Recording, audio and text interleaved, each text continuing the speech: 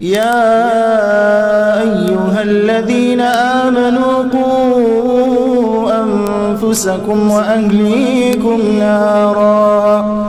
نارا وقودها الناس والحجارة عليها ملائكة غلاظ شداد لا يعصون الله ما أمرهم ويفعلون ما يؤمرون. يا أيها الذين كفروا لا تعتذروا اليوم إنما تجزون ما كنتم تعملون.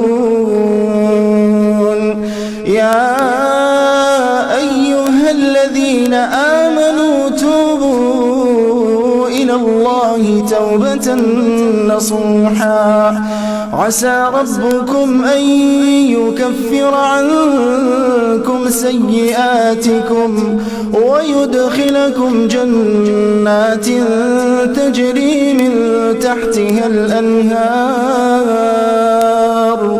يوم لا يخزي الله النبي والذين آمنوا معه نورهم يسعى بين أيديهم وبأيمانهم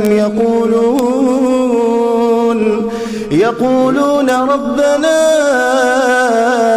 أتمم لنا نورنا واغفر لنا إنك على كل شيء قدير.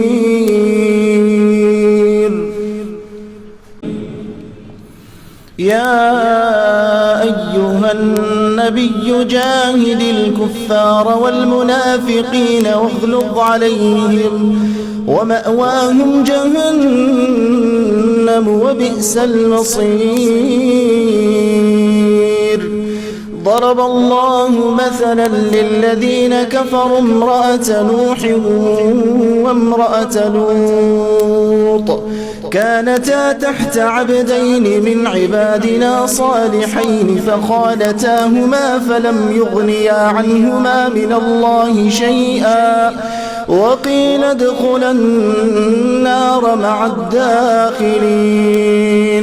وضرب الله مثلا للذين آمنوا امرأة فرعون إذ قالت رب ابن لي عندك بيتا في الجنة ونجني من فرعون وعمله ونجني من القوم الظالمين.